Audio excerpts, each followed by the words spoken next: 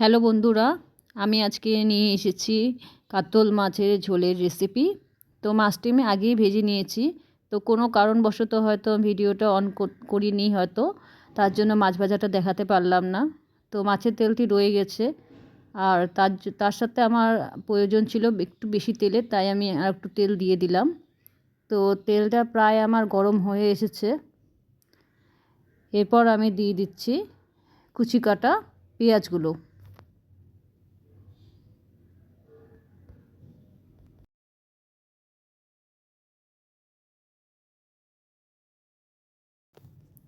এবার আমি দিয়ে দিচ্ছি কালো জিরে।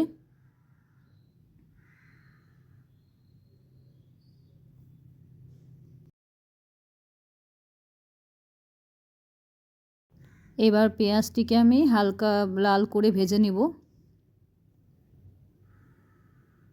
তো কিছুক্ষণ পর পর একটু চালিয়ে যেতে লাগবে, যাতে পেঁয়াজটা খুব ভালো করে ভাজা হয়। এটা রয়েছে সেই কাতল মাছ, যেটাকে আমি ভেজে তুলে রেখেছিলাম।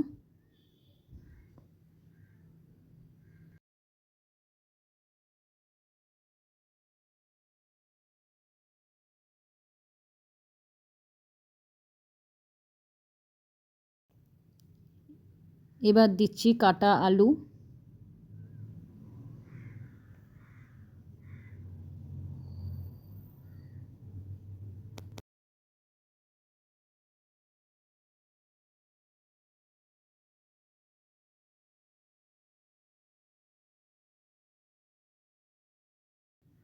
এবার দিয়ে দিলাম পরিমাণ মতো লবণ।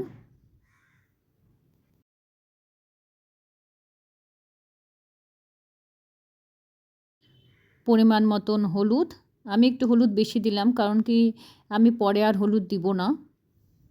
তোমরা চাইলে হলুদ অল্প করে দিয়ে ভেজে নিয়ে পরে আবার হলুদ দিতে পারো। আমি সব কিছুই দিচ্ছি পরিমাণ মতো। তার জন্য আমি কোয়ান্টিটিটা দেখাতে পারছি না যে আমি 1 চামচ দিচ্ছি না 2 চামচ দিচ্ছি।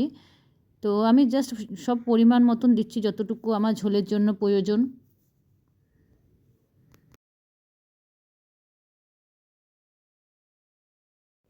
এবার দিয়ে দিচ্ছি কাঁচা লঙ্কা। এবার সবগুলিকে একটু হালকা হাতে আবার নেড়ে নিচ্ছি। পেঁয়াজ আর আলু দুটোকেই আমি আবার ভালো করে ভেজে নিচ্ছি। পেঁয়াজটা তো আমার হালকা ভাজা ছিল, আলুটাকেও একটু হালকা লাল লাল করে ভেজে নিচ্ছি।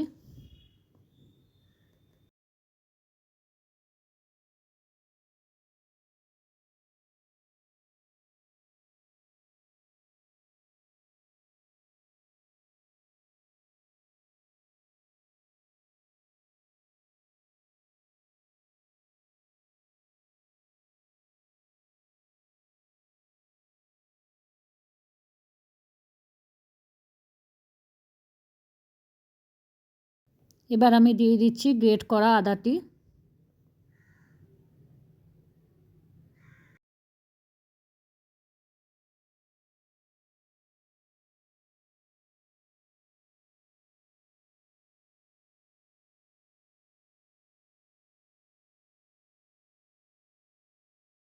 এবার আমি দিচ্ছি জিরা গুঁড়ো,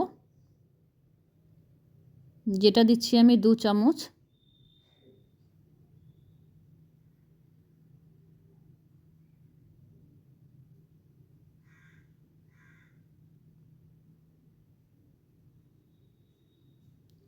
আর লঙ্কার গুঁড়ো দিলাম 1 চামচ। এটা কাশ্মীরি লঙ্কার গুঁড়ো, জাস্ট এটা রং আসবে, এটা ঝালের জন্য আমি দেইনি। ঝালের জন্য শুধু আমি কাঁচা লঙ্কাই দিয়েছি। তো এটাকে একটু হালকা হাতে ভেজে নেব, যাতে মশলার গন্ধটা খুব বেশি না করে। এটাকে হালকা একটু নেড়ে চেড়ে তারপর আমি আবার জল দিয়ে দেবো এটার মধ্যে, যাতে ভালো করে কষে যায় আলুটা।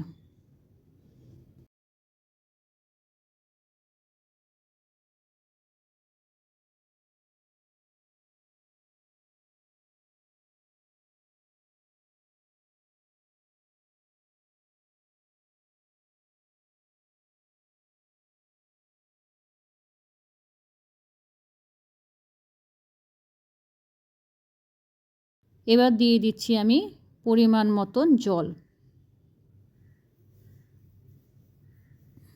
আমি একটু বেশি দিলাম যাতে আলুটি ভালো করে সিদ্ধ হয়ে যায়। এবার হালকা হাতে আমি আবার নেড়ে দিচ্ছি।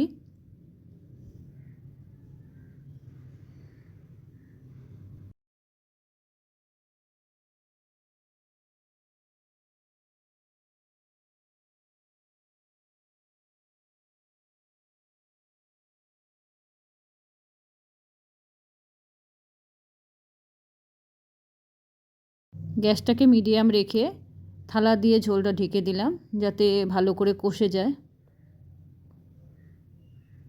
মিনিমাম 10 থেকে 15 মিনিট রাখলে এটা কষে যাবে।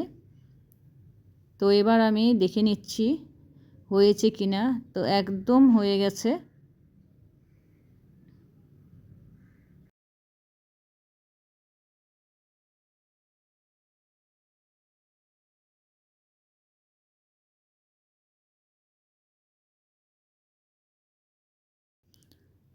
কষে গেছে আলুগুলো। তো পরিমাণ মতন জল দিয়ে দিচ্ছি। আপনাদের যতটুকু জলের দরকার ততটুকু পরিমাণ মতন জল দিয়ে দিবেন। আমি যেহেতু খুব একটা ঝোল করব না, তো জল সেইভাবে দিচ্ছি না, কারণ ঝোলটি একটু ফুটাতে হবে। তো ভেজে রাখা মাছগুলো আমি দিয়ে দিচ্ছি ঝোলের মধ্যে।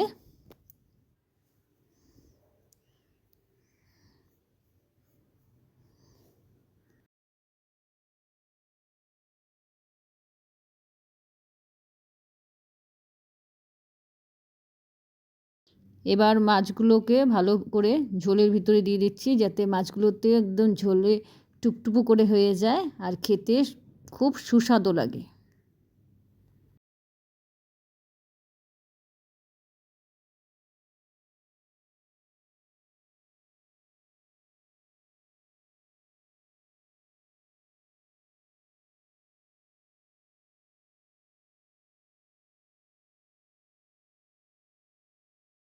এবার ঝোলটিকে ভালো করে ফুটতে দিতে হবে যাতে ঝোলটা একদম জল জল না লাগে, একদম তেল মশলার সাথে মিশে যায়।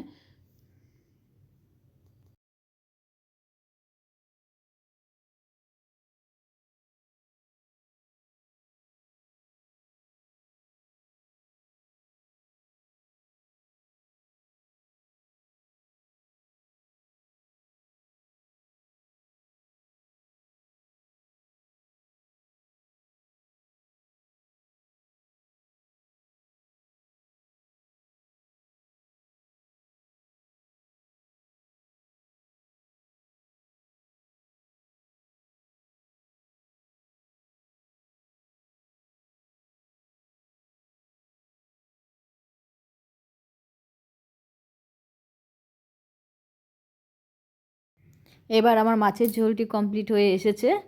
তো ঝোলটিকে আমি একটি গামলাতে নামিয়ে নিব। এটা হলো আমার মাছের ঝোল। অবশ্যই আপনারা আমাকে কমেন্টে বলো যে আমার মাছের ঝোলটা কেমন হয়েছে। তো নেক্সট ডেতে আসবো নতুন ভিডিও নিয়ে।